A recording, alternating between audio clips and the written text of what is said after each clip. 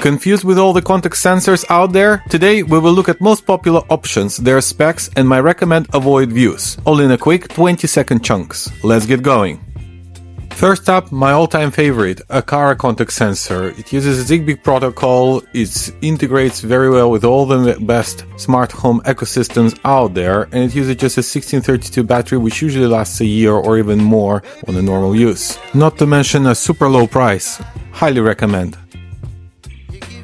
Next up, we have a latest addition to the Aqara family, the P2 context sensor, which uses Thread instead of Zigbee and is therefore Matter compatible. It still has all the greatness of the ecosystem axis. It comes at a slightly higher price and it's a slightly bulkier, so please make sure it fits the...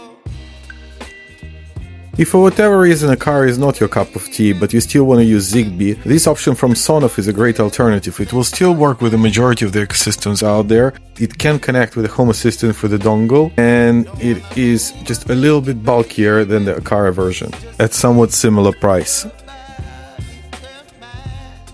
Now, industry giants like Bosch have also realized the value of the smart home market to them, and they've launched their pedigree of smart home devices, including this context sensor, which uses Zigbee protocol. It requires Bosch smart home controller to work with, although at the price I would probably not recommend it. This next option comes from Ecobee. It uses a proprietary Zigbee protocol, and that's not a good news right off the bat, and it also comes at quite a steep premium price to what other sensors are, and moreover, it also requires subscription for full functionality. Definitely will not recommend, unless you spend a fortune on this ecosystem already.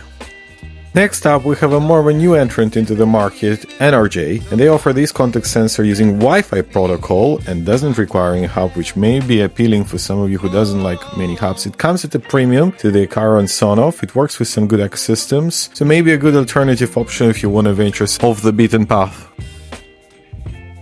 EVE have long been a staple for the smart home users preferring Apple HomeKit, though with an introduction of Meta protocol that becomes less and less relevant. And coming at a premium price, you may want to think twice before proceeding with it, unless you already are in the EVE ecosystem and you quite like it. EZVIZ is an option for those of you who for whatever reason does not want to have Aqara or SONOFF. It uses a Zigbee protocol. If you use their proprietary hub, it will connect into Apple HomeKit. It offers a pretty decent battery life and it's priced very, very reasonably. If you happen to be into zWave ecosystem, you may want to look at this context sensor from Fibaro. It comes at a pretty steep premium in comparison to the Zigbee versions, but at the same time, that might be something you want to have, and it also have a built-in temperature sensor, so you actually have two sensors for the price of one.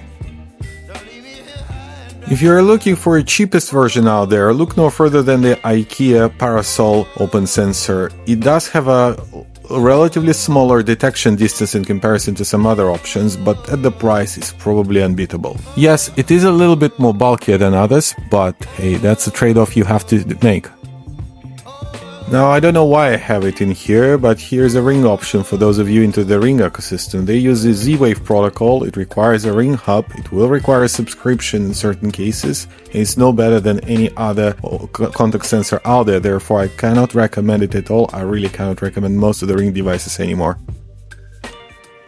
Now, Shelly context sensor only uses Bluetooth protocol. It has a pretty decent detection distance and its battery life claimed at their website is up to 5 years, which is obviously great. It doesn't require a hub, which makes it a bit easier to manage. The only real downside is the size of it is a bit bulky, but the price is great, so the choice is yours.